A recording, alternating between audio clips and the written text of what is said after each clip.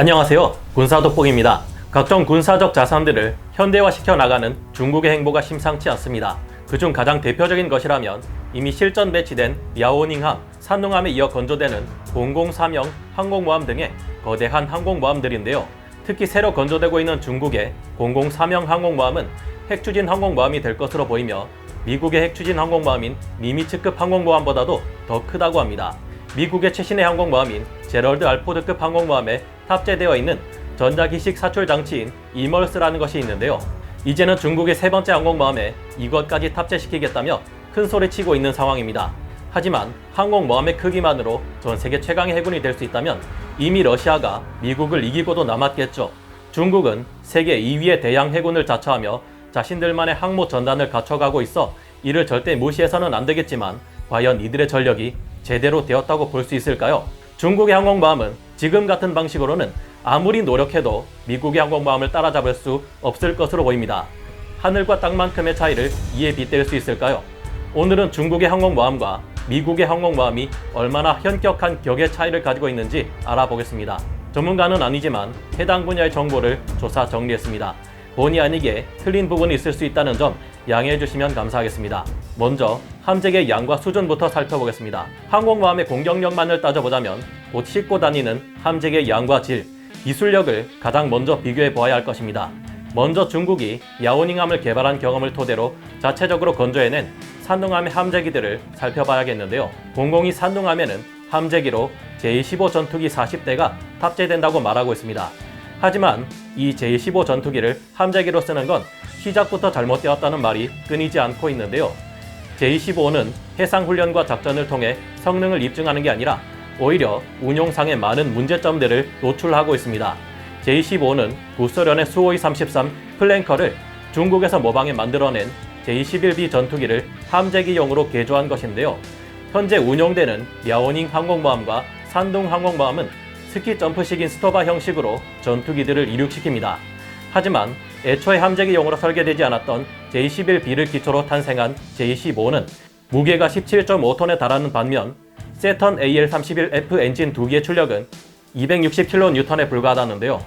군사 전문가들의 의견에 따르면 이 정도로는 스키 점프 방식의 이륙에 필요한 양력을 주기 충분치 않으며 제대로 된 스토바 방식의 이륙이 가능하려면 F-35B, F-35C처럼 550kN의 출력은 나와야 한다고 보고 있습니다. 이 때문에 산둥함의 J-15는 이륙할 시 무장 탑재량을 줄일 수밖에 없는데 이렇게 할 경우 해상 상태가 아주 양호하다는 까다로운 가정하에 가장 기본적인 무장이라 할 수 있는 두 발의 공대공 미사일만 탑재하는 것이 한계라고 합니다. 가장 기본이 되는 제대로 무장된 함재기 이륙이 불가능할 뿐만 아니라 현대 항공전에서의 핵심이라 할 수 있는 공중조기 경보 통제기나 전자전기의 개념은 전무한 상태입니다. J-15 함재기는 24대 생산에 4번꼴로 추락 사고를 일으키고 있으며 현재 약 35명 정도밖에 되지 않는 J-15 조종사만을 양성한 것으로 보이며 첫 번째 항공모함인 랴오닝함에서는 극히 적은 소티를 띠면서 불안불안한 이착륙 훈련만을 실시하고 있다고 합니다. 게다가 문제의 핵심을 파악하지 못한 것인지 후속 함재기로 J-15 대신 J-31 스텔스기로 대체해야 한다고 주장하지만 J-31 또한 함재기로 쓰이기엔 여전히 너무 무겁다고 하네요. 하지만 해군 전력을 증강시키기 위해 이들은 계속해서 항공 전력의 현대화를 추진하고 있는데요. J-15 함재기 외에도 100여 기의 J-10, J-11, 수호이-30 등의 4세대 전투기 외에도 공대함 유도탄을 발사할 수 있는 홍6 폭격기를 30대 보유하고 있습니다. 여기에 윈8, 9을 개조하여 만든 조기 경보기와 정찰기, 그리고 무인기를 보유하고 있는 것으로 밝혀졌는데요. 이들은 이미 다수의 대잠 초계 헬기를 보유하고 있고 윈8을 개량한 고정익 대잠 초계기 가오신 6호가 이미 부대에 배치되어 있는 상태이며 대잠 작전 능력을 향상시키기 위해 노력 중입니다. 이번에는 미 해군이 운용하는 니미츠급 항공모함을 살펴볼까요? 니미츠급 항공모함은 증기식 사출 장치로 함재기를 이륙시키는 캐토바 방식입니다. 미 해군은 중량 19.8톤의 함재기였던 F-14 톰캣의 무게를 5.2톤가량 줄인 새로운 함재기 FA-18EF 슈퍼호넷 함재기로 대체하고 탑재 무장은 엄청나게 늘렸습니다. 니미츠급 항공모함은 무려 78톤 질량의 물체를 135노트까지 가속시킬 수 있는 증기식 캐터펄트 4기를 가지고 있어서 이런 FA-18EF 슈퍼호넷을 분당 12대씩이나 날려보낼 수 있습니다. 여기에 탑재량 46톤급 엘리베이터 4대를 장비하고 있는데요. 니미츠급 항공모함은 핵 추진 방식으로 움직이는 만재 배수량 11만 4천 톤의 거대한 슈퍼 항공모함인 만큼 60대에서 70대 F-18EF 슈퍼호넷 혹은 F-18CD 호넷을 운용하고 있습니다. AMS-56 르클레르 주포가 분당 12발의 한 포를 쏘는데 니미츠급 항공모함에서는 120mm 포탄 대신 항공폭탄과 미사일을 꽉꽉 채운 전투기를 그만큼 날려보내는 것이죠. 여기에 함재기들의 능력을 몇 배 이상으로 끌어올려주며 탐지 거리가 560km에 이르고 2,000개 이상의 목표를 동시에 추적할 수 있는 E-2D 호카이 조기 경보 통제기를 항상 운용하고 있기 때문에 다른 항공모함 함재기들과의 교전이 일어날 경우 압도적인 승리를 거둘 수 있습니다. 2021년부터는 5세대 스텔스 전투기인 F-35C 라이트닝이 CVN-70 칼빈슨호의 함재기로서 배치될 계획인데요. 그리 될 경우 적이 볼 수 없는 곳에서 장거리 공대공 미사일을 발사해 상대편 함재기들을 전멸시킬 수도 있을 겁니다. 상대편이 스텔스 전투기를 탐지할 수 있다 해도 F-35C의 레이더를 끈 채 네트워크로 조기 경보 통제기의 정보를 받아 공격할 수 있기 때문에 문제가 되지 않습니다. 여기에 세계 최강의 전자전 기능을 갖춘 EA-18G 그라울러를 운용하고 있기 때문에 적의 공격으로부터 아군기를 보호할 수 있으며 2013년에 이미 스텔스 무인 전투기인 X-47B를 이함시키는 데 성공하기도 했습니다. 전자식 사출기인 이멀스를 사용하는 제럴드 알포드급 항공모함은 현재 적지 않은 문제를 일으키고 있지만 만약 이 문제들을 바로 잡는다면 하루에 약 190소티를 실시할 수 있으며 상황에 따라 270소티까지도 확대하는 것이 가능하다는데요. 여기에 전자기 이륙 방식 덕분에 또다시 25%의 소티율을 더 끌어올릴 수 있다고 합니다. 함재기의 수준이나 항공모함의 공격 능력으로 봤을 때 미국의 니미츠급 항공모함과 제럴드 알포드급 항공모함은 중국의 랴오닝함과 산둥함을 한참은 압도하고도 남을 수준이라 볼 수 있겠습니다. 그렇다면 항모 전단의 방어 수준과 지원 병력은 어떨까요? 항공모함은 굉장히 강대한 전력이기도 하지만 또한 적군에게는 가장 먼저 노려지는 고가치 표적이기에 절대 혼자서 움직이지 않습니다. 항공모함은 항공기 운용이 곧 화력의 핵심인 만큼 크기와 배수량에 비해 무장이 빈약할 수밖에 없습니다. 그래서 이를 호위해줄 전력들이 필요하다는 것은 항모를 보유한 어느 나라나 모두 마찬가지일 텐데요. 중국은 2016년 12월 23일 항모 전단 1개를 편성해 실전 훈련까지 마쳤으며 앞으로 이 항모 전단을 2개 이상으로 늘려 태평양의 패권에 도전하고 있습니다. 중국의 항모 전단은 항모를 비롯하여 공격형 핵추진 잠수함 2척, 난저우급 2척, 광저우급 2척, 054급 장카이급 2척과 리하이급 2척, 보급함으로 이루어진다고 합니다. 난저우급 052C형 구축함은 함대 방공 능력을 가진 구축함으로 미국의 알레이버크급 구축함처럼 스텔스를 위한 경사 설계가 도입되었고 타입 348 고정형 위상 배열 레이더를 갖추고 있는 만만치 않은 전력인데요.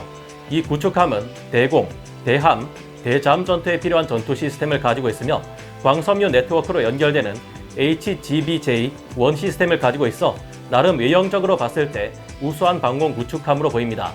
광저우급 052B형 구축함 또한 항모 호위함으로서 대공, 대함, 대잠 전투 능력을 가지고 있습니다. 장카이급 054형 호위함은 이론상 12개의 대공 목표와 동시 교전할 수 있는 능력을 갖춘 호위함이고요. 항공모함만 제대로 운용할 수 있다면 중국의 항모 전단은 무시할 수 없는 상당한 위력을 갖춘 전력입니다. 하지만 그 비교 대상이 미국의 니미츠급 항모 전단, 제럴드 알포드급 항모 전단이라면 보잘것없는 수준이라 할 수 있습니다. 미국의 항공모함 타격단 TSG는 배수량 10만 톤이 넘는 니미츠급 항공모함 혹은 제럴드 알포드급 항공모함 한 척에 각종 호위 전력이 따라붙게 됩니다. 여기에는 이지스 순양함 한 척, 이지스 구축함 2척, 공격형 핵잠수함 2척, 그리고 이를 지원하는 보급함으로 구성됩니다. 함대 방공을 책임지는 알레이버크급 이지스 구축함의 AN-SPY-1D 비능동형 위상 배열 레이더는 탄도 미사일을 900km 밖에서 탐지할 수 있으며 일반적인 표적은 450km 밖에서 탐지할 수 있습니다. 탐지된 표적을 지속적으로 추적할 수도 있는데 이 숫자만 900개에 이르며 총 12개에서 15개의 표적과 동시 교전이 가능합니다. 타이콘데로가급 이지스 순양함은 동시에 24개의 표적과 교전할 수 있고요. 알레이버크급 구축함은 SM-6 함대공 미사일을 도입해 이전과 달리 수평선 너머 눈으로 볼 수 없는 가시 외 지역에서 다른 레이더 플랫폼들과 협력하며 표적을 요격할 수 있는 능력을 갖추고 있습니다. SM-3 미사일을 이용해 탄도 미사일을 요격하는 능력까지 갖추고 있으며 태평양에 배치된 것들부터 최신형 대잠전 체계를 부여하고 있습니다. 이지스 시스템의 핵심인 AN-SPY-1 계열 비능동형 위상 배열 레이더는 더욱 발전된 A4 이지스 레이더인 AN/SPY-6V AMDR로 넘어가고 있는데요. 이 레이더는 F-35처럼 레이더 반사 면적이 고작 0.001 수준밖에 안 되는 스텔스 기류 종류에 따라 330km에서 660km 밖에서 탐지하는 것이 가능합니다. 니미츠급 항모 전단이 무서운 이유는 항공모함 외에 이들 이지스 구축함들이 방공 미사일 외에도 공격용 무기인 토마호크 순항 미사일을 탑재하고 있어서인데요. 이들은 여차하면 지상 타격이나 상대 함대에 대한 공격을 퍼부을 수 있습니다. 니미츠급 항공모함에서 발진한 70대의 함재기들이 엄호를 해주고 있으니 구축함의 순항 미사일들은 마음 놓고 적 함대나 지상을 공격할 수 있다는 장점이 있습니다. 물속에서 적의 잠수함이 항공모함을 노릴 수도 있지만 이에 대한 대비는 공격형 원자력 잠수함 2척이 맡고 있습니다. 항모를 호위하는 로스앤젤레스급 SSN은 수중 전투를 위한 원자력 잠수함으로 다른 호위함들과 달리 하루나 이틀 전 거리 앞까지 먼저 진출해서 주변을 정찰합니다.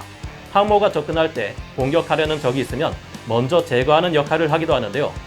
미 해군에 62척이나 있는 이 잠수함은 전기형, 중기형, 후기형으로 나뉘며 성능이 향상되어 왔습니다. 후기형은 뉴 로스앤젤레스급이나 688I, 플라이트 3라고도 불리는데요. 로스앤젤레스급 잠수함은 정숙성과 속도를 모두 잡은 뛰어난 성능의 잠수함이며 ARCI라는 업그레이드를 진행하고 있습니다. 시우프급 잠수함은 미 해군에서도 너무나 뛰어난 성능에 비례하게 너무나 비싼 가격으로 세척밖에 만들지 않았던 잠수함인데요. ARCI는 로스앤젤레스급 잠수함의 소나 시스템 및 전투 시스템을 시울프급과 대등한 수준으로 끌어올리는 엄청난 업그레이드입니다. 항모 전단이 작전을 수행하는 데는 운수 지원함 또한 큰 역할을 하는데요. 아무리 대단한 위력을 자랑하는 군함이나 항공모함이라고 해도 연료와 탄약, 기타 필수품 없이는 싸울 수 없기 때문입니다. 원자력 추진 항공모함은 배 자체에 연료 탱크가 없기 때문에 그만큼 더 많은 항공유를 싣고 다닐 수 있는데요. 여기에 선체가 거의 니미츠급 항공모함의 크기에 필적하는 서플라이급 고속 전투 보급함의 보급까지 받게 되면 작전 지속 능력에 있어서 다른 항모 전단이 감히 따라올 생각조차 할 수 없게 만들 수 있겠죠. 서플라이급 고속 전투 보급함은 만재 배수량이 49,000톤이나 되며 최대 시속 46km의 속도를 내기 위해서 알레이버크급 구축함에서 사용되는 고가의 포가그 추진 방식을 채용하고 있습니다. 짧게 말씀드리지만 이 외에도 미 해군의 항모 전단을 이루고 있는 함정들은 자체적인 방어 시스템을 모두가 갖추고 있으며 니미츠급 항공모함은 적의 미사일이나 항공기의 레이더를 교란할 수 있는 강력한 AN/SLQ-32V 전자전 제밍 장비, 적외선 교란용 플레어와 레이더 전파를 방해하는 체프를 뿌리는 SRBOC 마크 36 유연장 디코이 발사기도 갖추고 있습니다. 칼빈슨 함부터 적 잠수함의 공격에 대비해 소나를 장착하고 있으며 적의 열애를 기만하기 위한 닉시 체계로 AN/SLQ-25를 사용하고 있습니다. 최신 항적 추적식 어뢰에 대한 대응 방법으로 어뢰를 어뢰로 요격하는 하드킬 방식을 도입하고 있기도 한데요. 미국은 이런 항모 전단을 10개나 가지고 있으며 스케일을 함대로 키워서 살펴보면 어지간한 나라의 해군은 물론 공군까지 함께 몰려와도 상대가 안 될 정도입니다. 중국의 항모 전단 또한 당연히 자체 무장을 가지고 있지만 아무래도 기술력에 있어서는 미국의 항모 전단과 확실히 차이가 날 수밖에 없죠. 중국의 항모 전단이 무시무시한 해군 전력으로 떠오르고 있는 것은 사실이지만 미 항모 전단에 비교해보면 앞으로도 수십 년간 떨어지는 전력을 보유한 것이 현실인 것으로 보입니다. 하지만 제대로 운용되지도 않는 항공모함이라고 해도 기본적으로 함재기를 띄워 타격이 가능한 데다 그들의 기술력은 어떤 방식으로든 계속 발전하고 있으니 우습게 볼 것만은 아닙니다. 호랑이는 토끼를 잡을 때도 최선을 다한다는 말처럼 적을 우습게 보지 않는 태도는 국가를 지키는 데 있어 중요한 태도가 아닐까 생각해 보게 됩니다. 오늘 군사 돋보기 여기서 마치고요. 다음 시간에 다시 돌아오겠습니다. 감사합니다. 영상을 재밌게 보셨다면 구독, 좋아요, 알림 설정 부탁드리겠습니다.